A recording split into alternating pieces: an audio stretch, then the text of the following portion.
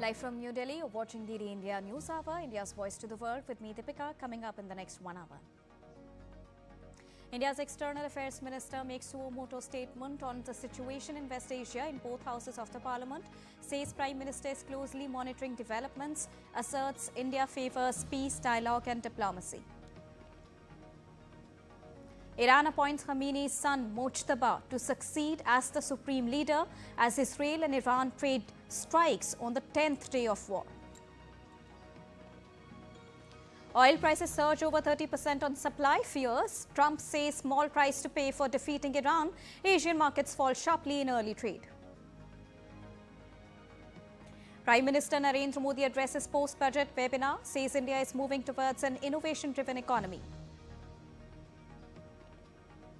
And in sports, India crushed New Zealand to clinch third T20 World Cup title. Prime Minister Narendra Modi congratulates the team, calling it a remarkable triumph.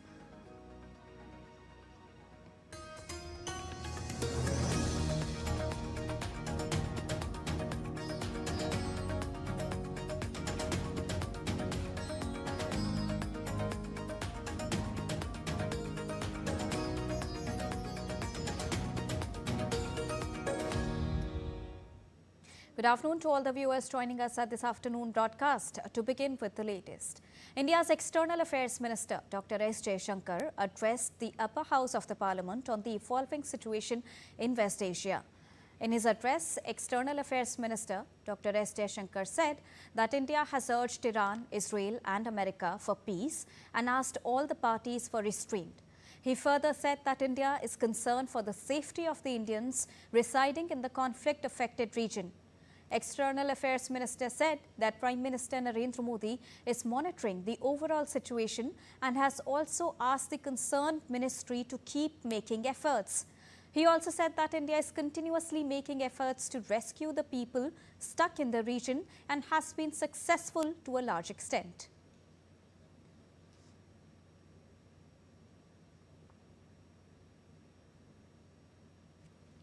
By the Ministry of Civil Aviation. And this tells us of the efforts government is making. Yesterday, there were 15 inbound flights operated by Indian carriers which arrived in India. On the 7th. On the 8th, there were 49 flights. On the 9th, there are 50 flights.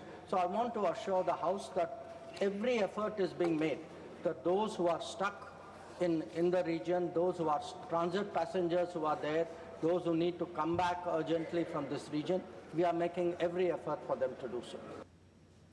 External Affairs Minister further mentioned that India's energy requirements are on the top priority of its diplomacy. In view of the implications of this conflict for our energy security, I also seek to address that particular concern. Government remains committed to ensuring that fully, taking into account availability, costs and risks of the energy markets. For us, the interests of the Indian consumer has and will always be the overriding priority.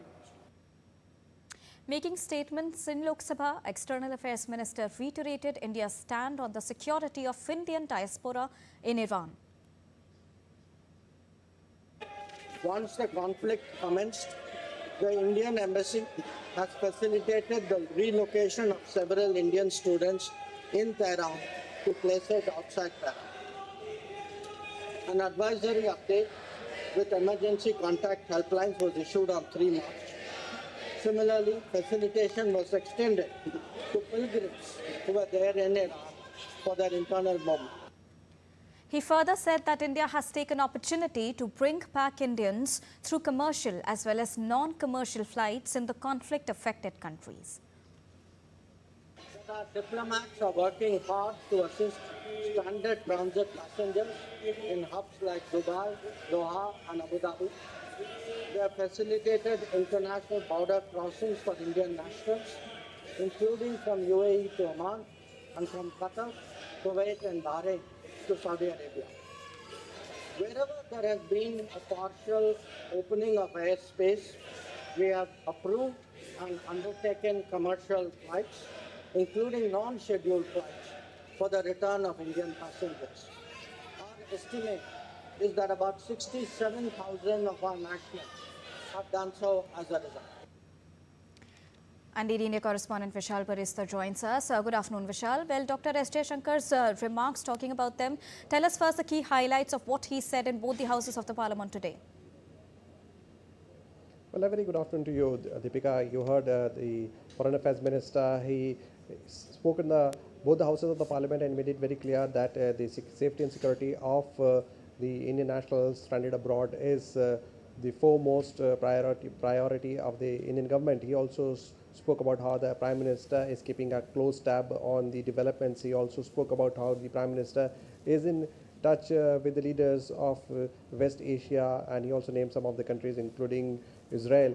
He said that we are also trying to get in touch with the Israeli authorities, Israeli leadership, but because of obvious reasons we have not been able to so far, but I am in touch with my counterpart there in Iran. He also spoke about how the stranded students in Tehran have been relocated, and he also spoke about how the Indians stranded in West Asia are being repatriated. He's also informed both the houses that 50 flights are available today, and 50,000 Indians have already reached India, and more than 30,000 have reached India through Indian carriers. So all efforts are being made, but he also mentioned about the energy security and how it is so very important for the Indian government, and how the government is dealing with the situation. Obviously, it's a very critical situation with Iran also declaring that it can go on for 6 more months. We know that they have launched the True Promise 4. This is 4th edition against Israel, and the way they are attacking the other countries in the Gulf is definitely a matter of grave concern. Though the Gulf of Hormuz is not fully stopped by Iran, it's only a threat, but still, because of the threat, you see how the oil prices have gone sky high. It is already more than 100 barrels. $100 per barrel. So the situation is definitely very critical, but the Foreign Affairs Minister assured that the government of India is in touch with all the Indians stranded in Gulf, trying to repatriate them, and also maintaining a close watch and finding ways and means to keep the energy requirements of the country under control. As you mentioned that he talked about India's energy requirements, where are we in terms of security? Well, the other day, the minister concerned also informed that we are definitely the situation is critical, but certain arrangements have been made. We have a stock for some more days, and there is no need to panic. And if need be, then we can also go for other means as well and other sources as well. We know that we have also an option to buy fuel from Russia as well. So the government is dealing with the situation, and a close watch is being maintained, though the External Affairs Minister also informed both the houses that how the government of India has stressed that diplomatic solution should be the need of the hour, because it is not the problem between the few countries or America, Israel, and Iran, but it is affecting the whole world, not only the energy security, but it is also affecting the supply chain, and that is why an urgent step should be taken, and the whole situation should be resolved diplomatically. All right. Thank you so much, Vishal, for joining us and getting us the latest on EAM's address in both the houses of the parliament. Now, speaking in the upper house of the Indian Parliament, Civil Aviation Minister Kinjarapu Ram Mohan Naidu addressed the developing situation in West Asia. The minister said that the government is actively collaborating with the airlines and other concerned authorities to ensure the safety of commuters. Whatever best we can do in terms of having safe operations and making people travel from those destinations back to India, we are able to do with the help of the airlines.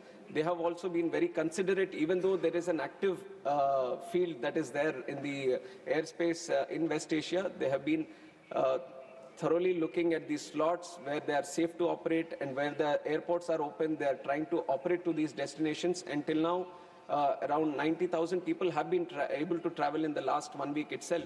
and we are seeing the situation might get better in the days forward, so that more people can also travel through civil aviation.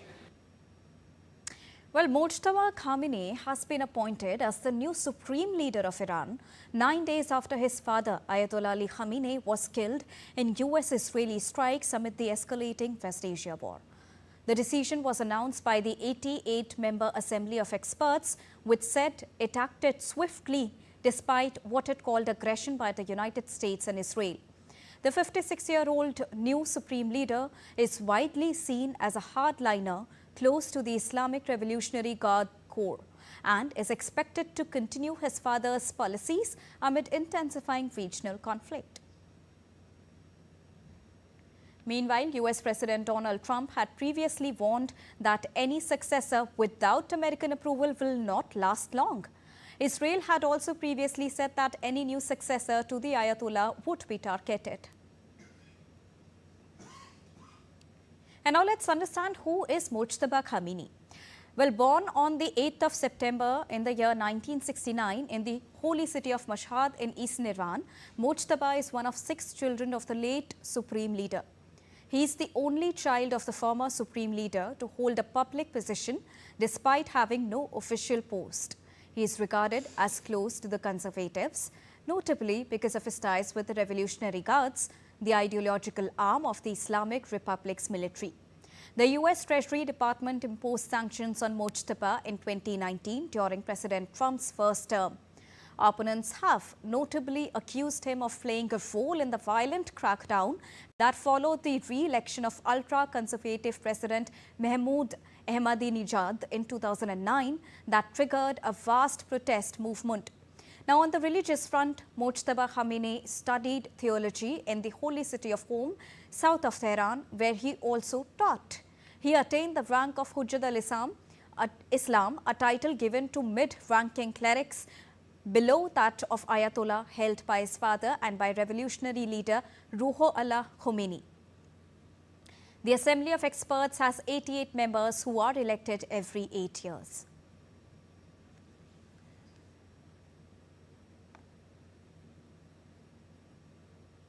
And amidst this, global oil prices have rocketed past $110 per barrel on Monday, marking the sharpest single-day surge exceeding 30% since 2022. The spike was fueled by intensifying US-Israel war against Iran that has completely halted maritime traffic through the Strait of Hormuz and triggered production cuts by major producers including Iraq and Kuwait. Brent crude rose more than 15% to trade between $107 and $108, while US benchmark West Texas Intermediate climbed to comparable levels above $107. Markets are gripped by fears of sustained supply disruptions that could remove millions of barrels per day from global availability, with analysts warning of further volatility if the conflict escalates.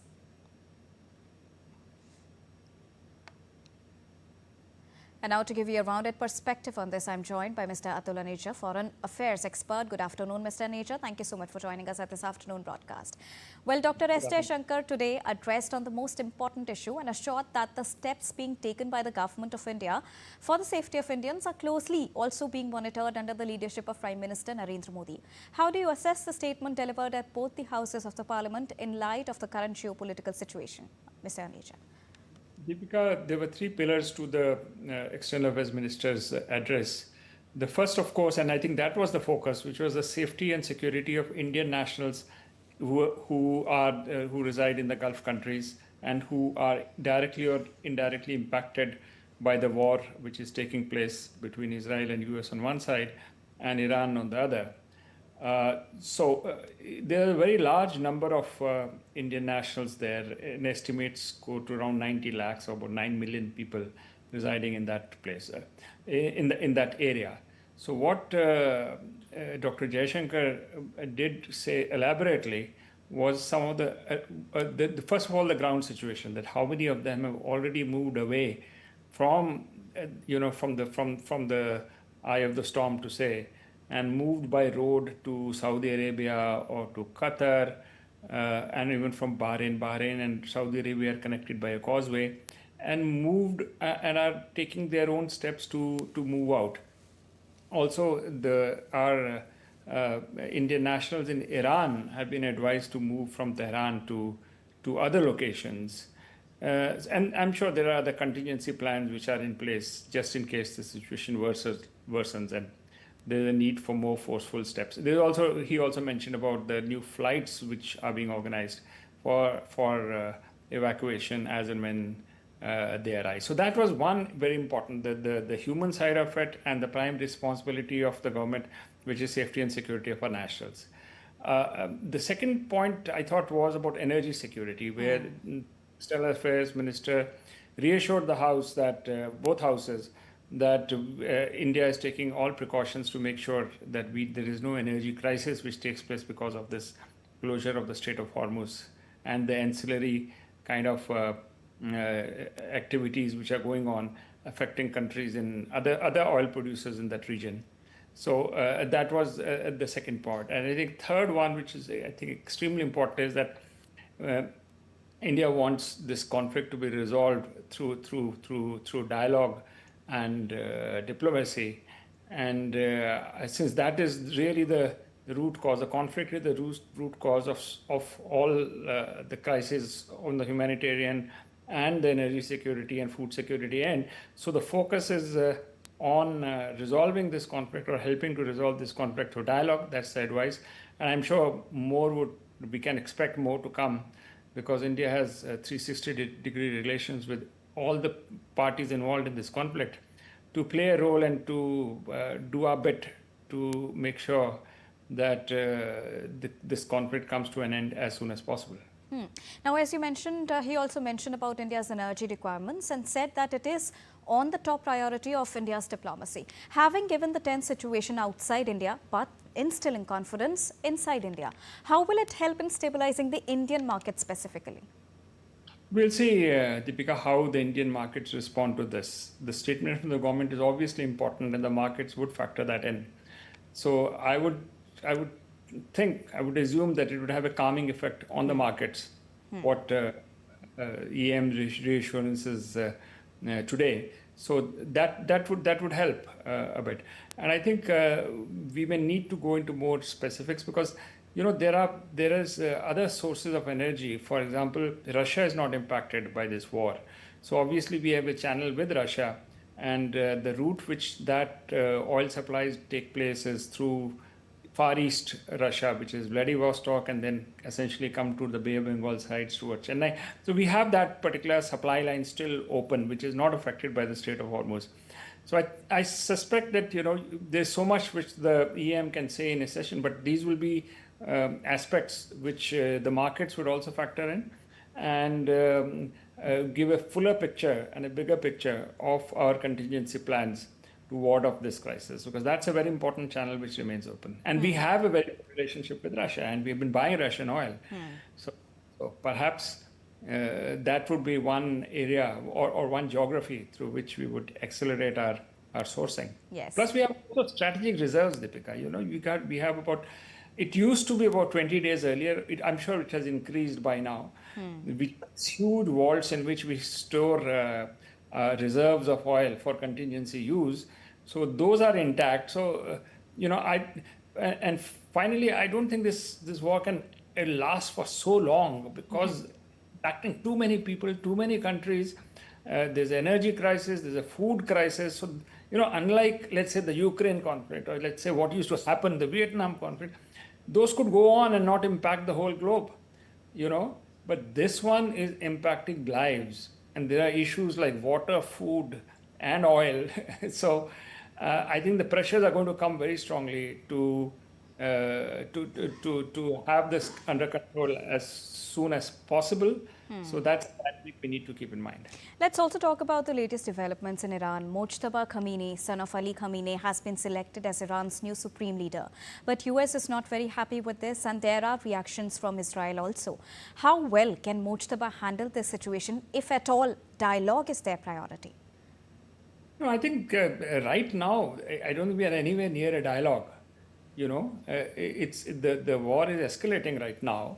I saw an interview of Foreign Minister Arakchi today saying that dialogue is fine, but unless we can't go for a ceasefire unless Iran gets some very specific assurances of a permanent end to this situation. So I think dialogue is still far away. As far as the election of Mojtaba Khamenei is concerned, the Iranians have their own system, Deepika, because I've been in that area for a long time. It's a system, there's an assembly of experts, and this assembly of experts is not just put from the top. It is elected by the panel who can stand for election is vetted by something called a guardian council inside the Majlis, which is the Iranian parliament. And they elect these 88 people.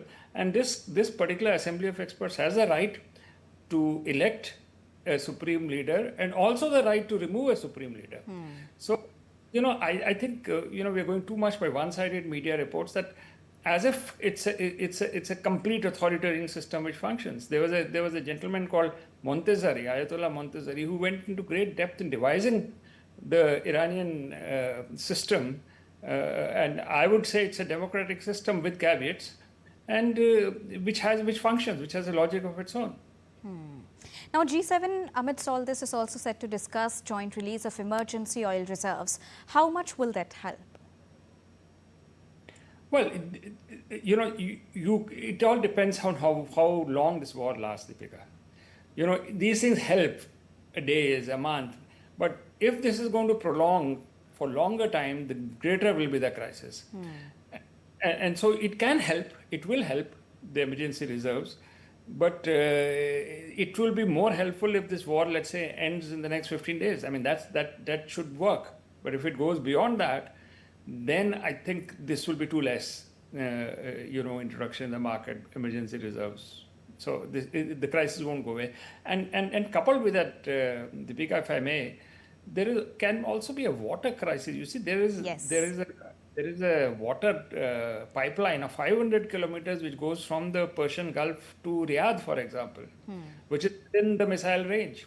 And there is a Chesham Island of Iran, which also has a desalination plant, which can be hit. So, this can quickly get into beyond energy, beyond oil. It can get into water. And thirdly, if you take the Gulf countries, they're not very large countries. They're food dependent, fresh vegetables and your fruits and wheat even. I mean, they don't grow much food of their own because it's a desert zone.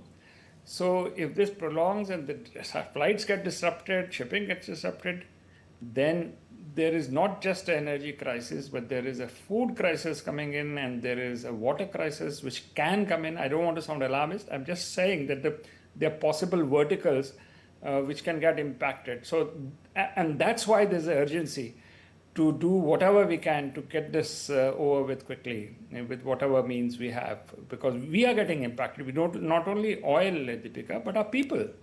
So India is deeply invested in making sure through whatever channels we can to end this war to the extent we can help. I think that is something which would be logical to expect.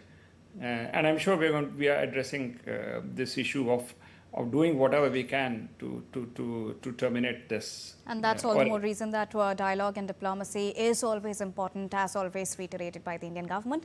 Thank you so much, Mr. Atul Aneja, for joining us and getting us a very important analysis of the ongoing situation there in West Asia. And Prasar Bharati correspondent Vinod Kumar also now joins us from Dubai. Good afternoon, Vinod.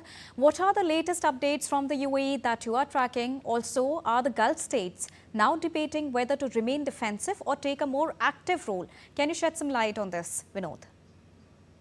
The conflict involving the United States, Israel and Iran has intensified sharply, with large-scale airstrikes on Iran's underground missile infrastructure and continued missile and drone interceptions across the Gulf.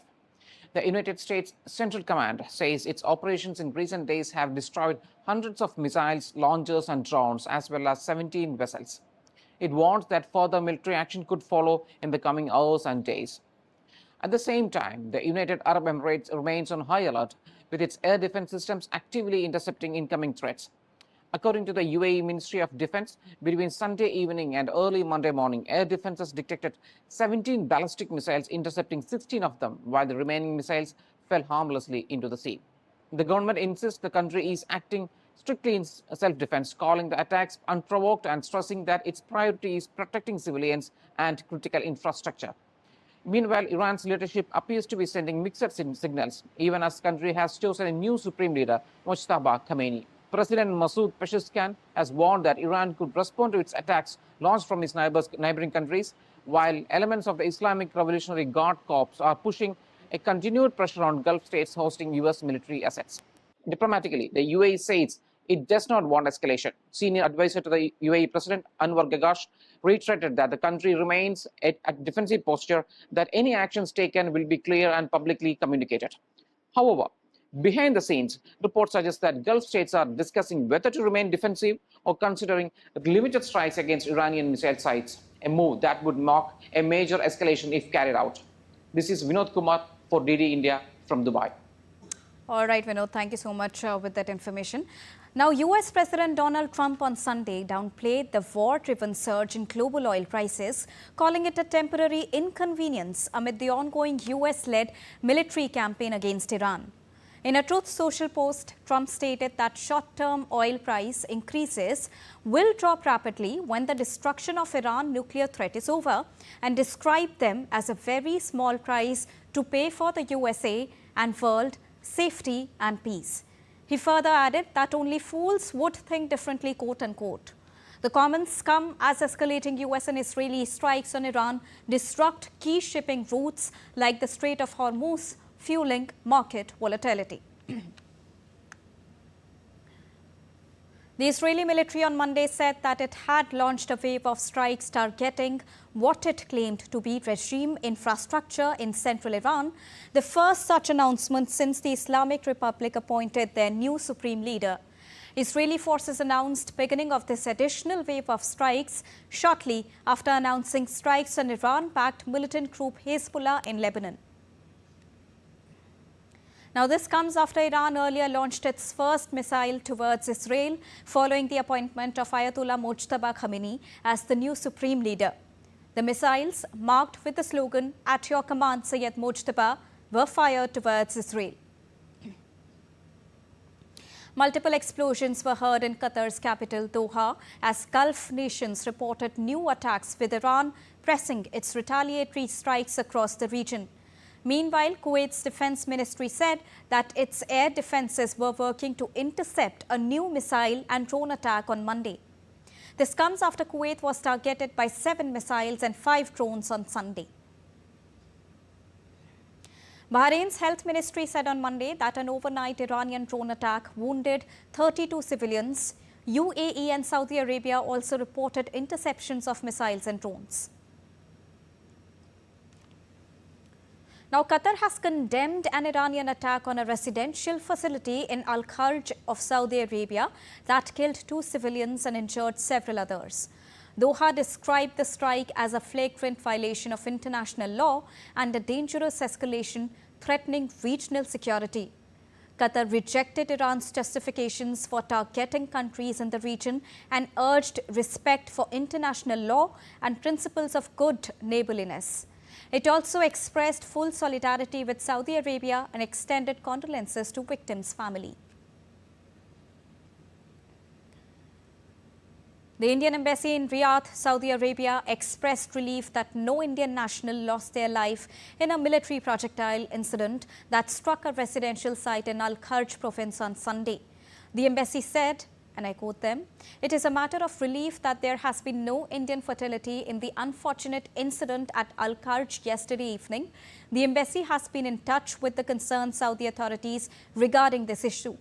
Councillor Y. Sabir visited Al-Kharj last night and met the injured Indian nationals involved in this unfortunate incident. He is currently receiving treatment at a government hospital in Al-Kharj.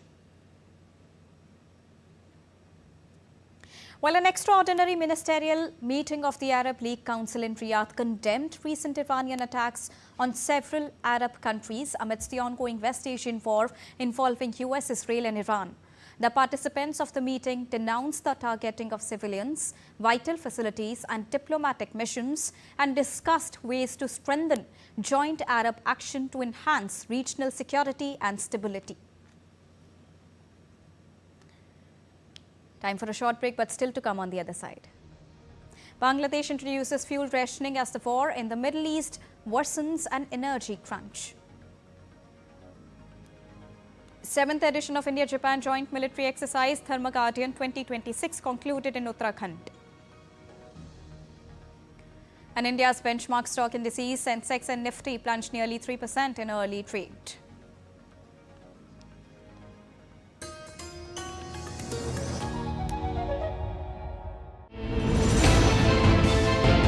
Geopolitics and trade deals. Economic challenges amid development. Hard work and the path to prosperity. It's the economy, always. Between walkers, money is what money does and says. Supply creates its own demand. Between the bulls pulls and bears tears. When supply chains globalization and India rises to the podium. We'll get you centered with the Economic Brief at 8 p.m. every Thursday on DD India.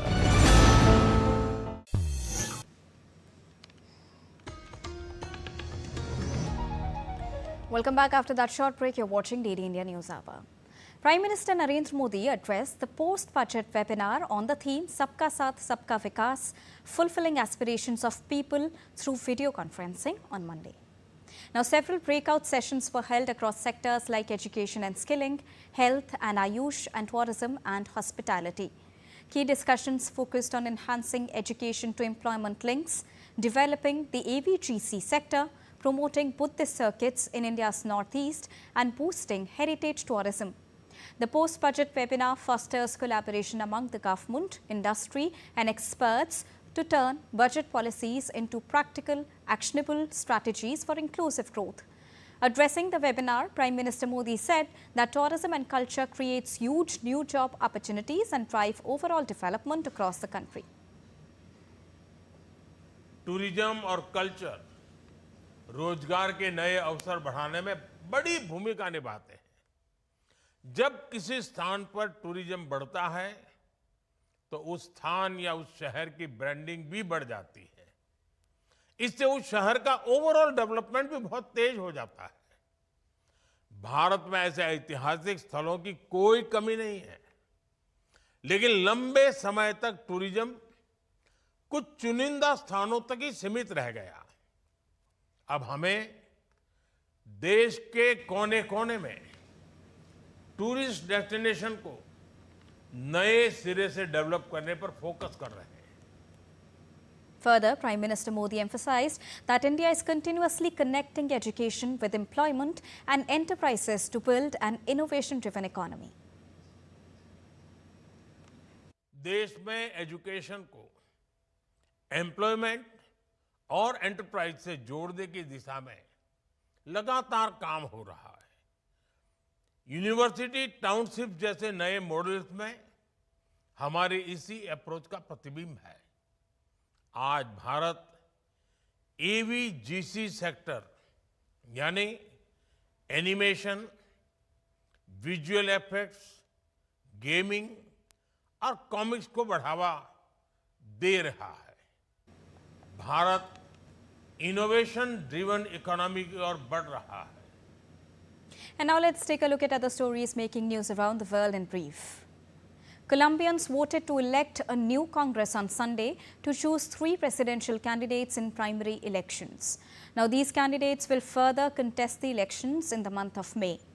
Colombian President Gustavo Petro called on the citizens to elect representatives who will prioritize the general welfare. 3 Australians accused of murdering a 32-year-old Melbourne native await the judge's verdict.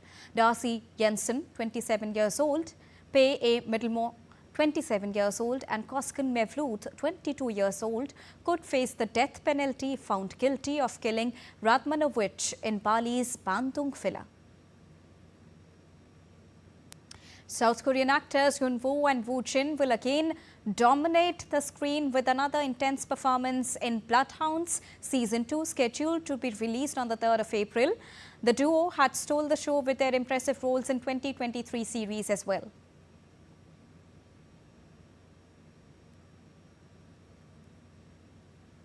And in the latest updates from the Nepal elections, counting continues for 3 constituencies under the first past the post system, and final results have been declared from 162 constituencies. Rashtriya Swatantrata Party, or the RSP, has won in 124 constituencies and is leading in 1 constituency. Nepali Congress has won 17 seats and is leading on 1.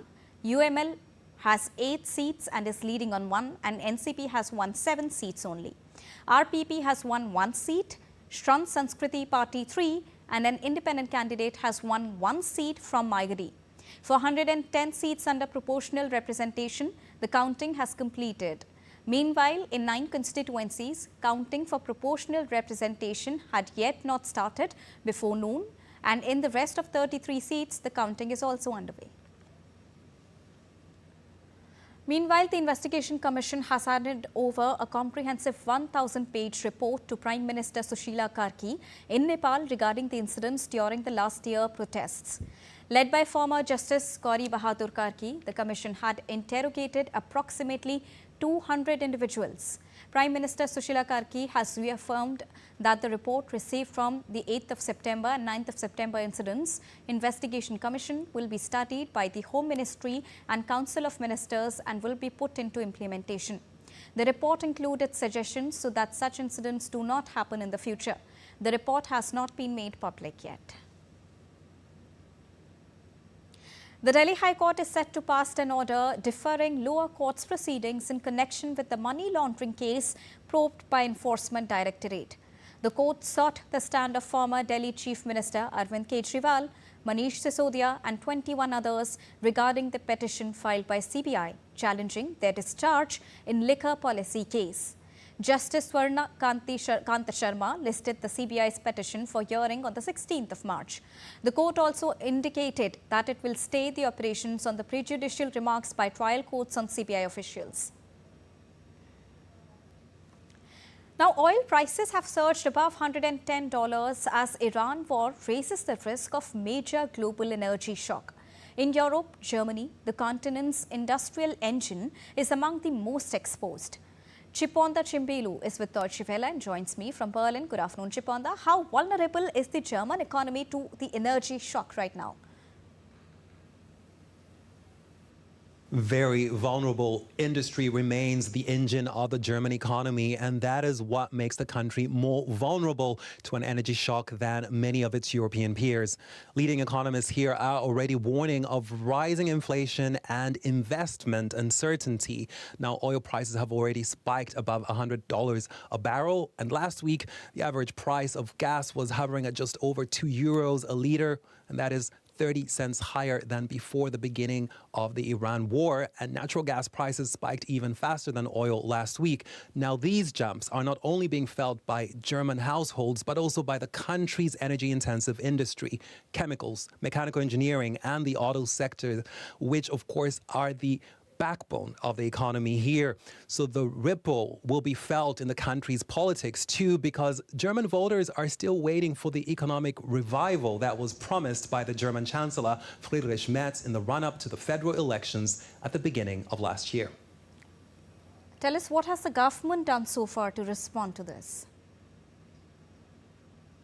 The government's response has so far been actually quite muted. The Economy and Energy Minister, Katharina Reiche, set up a task force to carry out daily analyses of the situation and come up with measures. Now, that group is also supposed to monitor price explosions, supply chains, and assess how businesses are affected. Now, the response to the task force was actually quite negative on social media, where it was met with sarcastic remarks. The fact is that high fuel prices do somewhat benefit government revenues. Nearly half of what drivers pay at the pump here in Germany goes to the government through various taxes. So one leading lobby group, the Mobil in Deutschland Auto Club, has accused the federal government of cashing in on motorists. Now, critics of the government are also complaining that the country's dependence on fossil fuels is also to blame for its level of vulnerability, because the expansion of renewable energies has stalled in Germany in recent years. So what should we expect now? A lot will depend on how long the Iran war lasts and just how much of an energy shock there is. Now, last week, the more pessimistic analysts were predicting that European gas prices could surge as much as 130% if the disruption of the Strait of Hormuz continues, and that the war could lead to the worst energy market shock since Russia's full-scale invasion of Ukraine in 2022. The fact that Germany is especially vulnerable to that could actually really hurt the economy, and that would have consequences for the government and the political landscape. The first regional elections of 5 this year shows that Germans are unhappy with their federal government. Yesterday on Sunday, voters surveyed during polls in the third most populous state, Baden-Württemberg, say that they are unhappy with the Conservatives and the Social Democrats who are in the ruling coalition. They believe that the German Chancellor, Friedrich Merz, has failed to deliver on the economic promises that he made in the lead up to the federal elections last year. So there is a whole lot riding on Germany's economic performance this year. All right, thank you so much, Aparna, for joining us and getting us the latest on this. Moving on. French President Emmanuel Macron spoke with Iranian President Masoud Pezeshkian on Sunday ahead of his trip to Cyprus amid the US-Israel-Iran war in West Asia. President Macron said that he urged Tehran to immediately halt strikes against countries in the region during his phone call. He also called for guarantees of freedom of navigation in the Strait of Hormuz. Macron also spoke with US President Donald Trump. However, the details of the conversation have not been disclosed.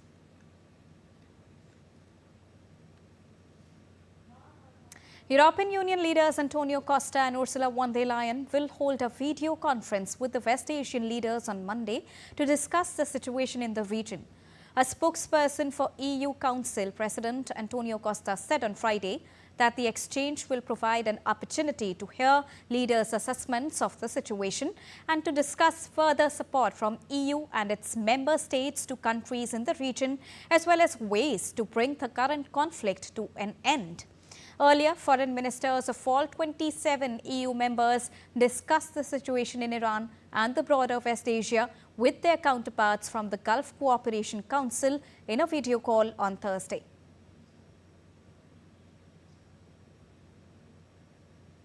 Now, Bangladesh has introduced fuel rationing as the West Asia conflict worsens the energy crunch in the import-dependent nation. The Bangladesh Petroleum Corporation has limited fuel sales for most vehicles after attacks on Iran by the US and Israel and Tehran's retaliatory strikes across the Gulf that raised fears of supply disruptions. Bangladesh imports nearly 95% of its oil and gas needs. Authorities have also capped fuel purchases for several vehicles after panic buying and hoarding led to long queues at fuel stations across the country. Bangladesh has ordered all public and private universities to close from Monday, bringing forward the Eid al-Fitr holidays as part of an emergency measure to conserve electricity and fuel amid a worsening energy crisis. Officials said the closure is intended to reduce electricity consumption on campuses and ease traffic congestion, helping lower fuel use. The move comes as Bangladesh faces growing uncertainty over fuel and gas supplies following disruptions to global energy markets caused by the ongoing conflict in the West Asia. Authorities have also imposed daily limits on fuel sales and ordered foreign curriculum schools and private coaching centers to suspend operations temporarily to further reduce electricity consumption.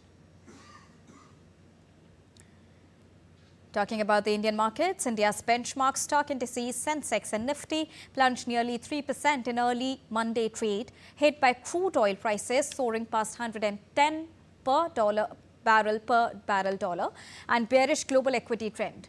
The 30-share BSE Sensex crashed 2,345.89 points to 76,573.01, while the NSE Nifty fell 708.75 points to 23,741.7.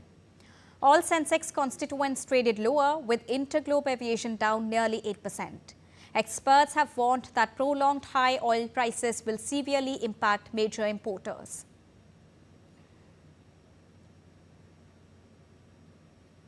The 7th edition of the Dharma Guardian 2026 concluded in Chaubatia in North Indian state of Uttarakhand after 2 weeks of joint drills between the Indian Army and the Japan-ground Self-Defense Force. Held from the 24th of February till the 8th of March, the exercise focused on counter-insurgency and counter-terrorism operations, urban warfare and combat training in complex terrain. A key highlight was the validation phase exercise Asahi Shakti, a 48-hour simulated operation involving intelligence patrols, cordon and search missions, heliborne operations and hostage rescue drills. India has sent a humanitarian consignment of 1,000 metric tons of rice to Malawi to support food security after drought caused by the El Nino effect. The consignment was dispatched from Nhava Sheva port as part of India's humanitarian assistance to the African nation facing food shortages. The initiative reflects India's continued commitment to supporting partners in the global south and strengthening the South-South cooperation. We are heading for a short break, but still to come on the other side. Up next, we'll decode India's historic victory at the ICC T20 Cricket World Cup for you.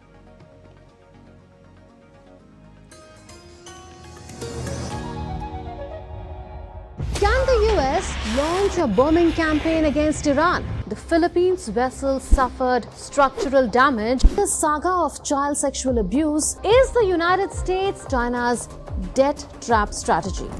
Truth is stranger than fiction. But sometimes hard to uncover.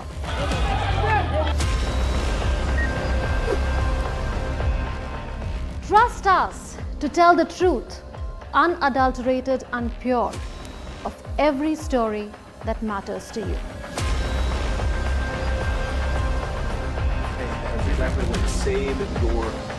We read between the lines, cut the clutter, and connect the dots to get you the full picture. Watch Connecting the Dots at these times with me, only on DD India.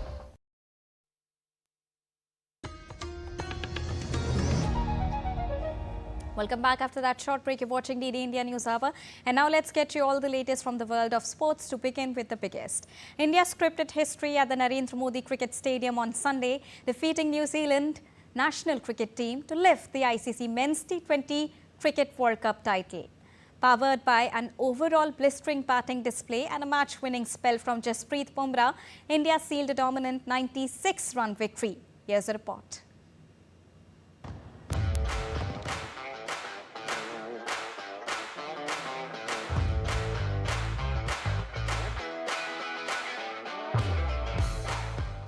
In the Narendra Modi Stadium in Ahmedabad, India and New Zealand took to the field on Sunday for the T20 World Cup final, and both had the opportunity to make history. New Zealand won the toss and chose to bowl first. India got off to a brilliant start with Abhishek Sharma and Sanju Samson putting on 98 runs for the first wicket in 7 overs. Abhishek Sharma, Sanju Samson and Ishan Kishan kept the scoreboard ticking with aggressive batting, putting India firmly in command. India posted 255 runs for the loss of 5 wickets, highest score in a T20 World Cup final. Chasing 256 runs, New Zealand could never get into the rhythm and kept losing wickets at regular intervals. Kiwis were eventually bowled out for 159 and India won the match by 96 runs. Jasprit Bumrah took 4 wickets and was named Player of the Match, while Sanju Samson was awarded Player of the Tournament. India lost the final against Australia in this stadium, but finally the jinx is broken. Team India was not only facing New Zealand, they were also facing some challenges related to the records, and they have now become the first team to defend their World T20 title and also the first team to win the T20 World Cup on their home soil. With camera person SP Dubey, this is Suchitra reporting for DD India in Ahmedabad. And now let's go across to Abhishek Mahajan for more. Good afternoon, Abhishek. We are still recovering from the celebration mode as India finally scripted history, defeated history at Narendra Modi Cricket Stadium. But also tell us that what went wrong for New Zealand here? Oh yes, Deepika, everything went wrong for New Zealand. In fact, right from the toss, I think they won the toss. They should have batted first, and it happened in the semi-finals also, Deepika, against England. Suryakumar Yadav, India's captain, wanted to bat first. He lost the toss. England opted to bowl, and same thing happened in New Zealand also. And I think they lost half of the battle there itself. It was a belter of a wicket. Match was happening in the mixed soil, which was 65% of the red soil and 35% of the black soil, and superb batting by India. They scored 98 in 7 overs. They scored 200 in 15 overs, and they were in fact on course to score 270, 280, but unfortunately they lost 3 wickets in 1 over, which changed the momentum, shifted the momentum towards the New Zealand side. I think that was only the point, 2-3 overs where New Zealand looked into the game. But again, when New Zealand started batting, it was all Indian bowlers. They were bowling superbly. They kept losing wickets at the regular intervals, and yes, it was destined for India to win, and it was a fearless cricket, ruthless cricket by India, winning by a huge margin of 96 runs, Deepika. And we were talking about it yesterday also, Deepika, that this win will be remembered for a very long time. We used to remember Australia's era of late 90s and early 2000 when they used to dominate the 50-over cricket, and defending the title, winning 2 titles in a row. First title at the home soil, and first team to win 3 titles. It's a huge, huge achievement. And in fact, Gautam Gambhir and Suryakumar Yadav, they had come to the press conference, and briefly I'll tell you about the mindset also. Gautam Gambhir dedicated the victory to Rahul Dravid and VVS Lakshman. He also credited a center of excellence. He mentioned, in fact, COE, where India produces best players, where India produces players. Work is being done at the grassroots level also. And also, I'll tell you about the another mindset, in the sense that Gautam Gambhir said that if the player is taking 4 balls from reaching 96 to 100, that means he's missing out on 20 runs. So even if the player is getting out in 96, hitting it for a 6, his innings will still be appreciated, even if he scored 100. So that kind of a mindset that India has now, 200 strike rate of Abhishek Sharma, over 200 strike rate of Sanju Samson. And you got to credit Sanju Samson, player of the tournament, Deepika. He only played 5 out of 9 matches that India played, but still he got Man of the Series award. So this shows the kind of domination, the kind of start that Ishan Kishan, Sanju Samson and Abhishek Sharma in 2 matches against Zimbabwe, and here in the finals, the kind of start that they gave, and also credit to Tilak Verma, Shivam Dubey, everyone I think performed in the batting department, and in bowling also. Jasprit Bumrah, I mean, there's no match. Suryakumar Yadav also said that he's a national treasure right now, and he's once in a generation bowler. So credit to India for the kind of cricket, the brand of cricket that they've played in the entire tournament. Also, there were so many questions in between the tournament on Suryakumar Yadav's captaincy. But now, after winning the title, how do you look at it? The same question, I think, was asked in the press conference also. That was there any phase when people started questioning the captaincy of Suryakumar Yadav? But Gautam Gambhir rightly said that he's not a captain. More than a captain, he's a leader. And Suryakumar Yadav also said that I and Gautam Bhai, we were on the same page, and we saw on the field also during the matches, in between the matches, Gautam Gambhir sitting at the dugout, Suryakumar Yadav at the field, looking at Gautam Gambhir whether there should be bowling changes or not, who should get over when.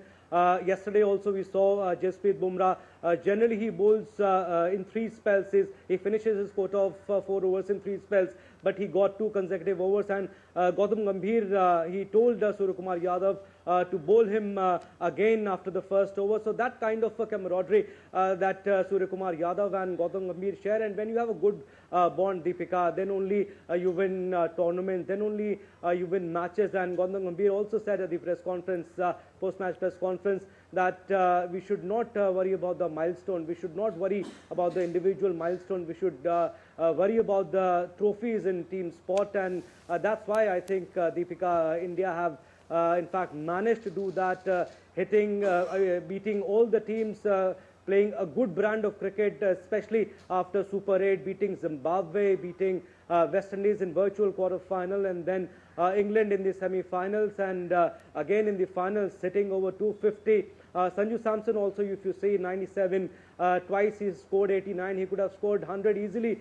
in all 3 matches, but yes, like Gautam Gambhir said, we should not be worried about the milestone. I think Gambhir also said that we'll continue this brand of cricket, we'll start we'll continue with this brand of cricket in the future also, and who knows, in 2028 also people will not take India easily, right. Deepika, but yes, I mean, the sad part of New Zealand is that they've been entering ICC knockouts, they have been playing semi-finals, right. They have been playing finals, but they are not winning the tournament. Thank you so much, Abhishek, for getting us the latest on this huge victory. Well, a proud moment for Project Cheetah as Jwala, a Namibian cheetah and successful 3-time mother, gave birth to 5 cubs on Monday at Kuno National Park. With this birth, the number of Indian-born thriving cubs has risen to 33, marking the 10th successful cheetah litter on Indian soil, another important milestone in India's cheetah conservation journey. This milestone reflects the tireless efforts of veterinarians, field staff and everyone involved. And with these cubs, India's cheetah population rises to 53, which is a historic moment for wildlife conservation in India. And that's all for this edition of DD India News Hour, but do let us know your thoughts on the news of the day. For those on the go, you can get all the latest news and updates from India and across the world on DD India mobile app. The app is available on both Android and iOS platforms. Scan the QR code on the screen to download it right now. We'll be back with more news as it breaks here on DD India. I am Deepika, and from all of us here in New Delhi, thank you so much for watching DD India News Hour. Namaskar.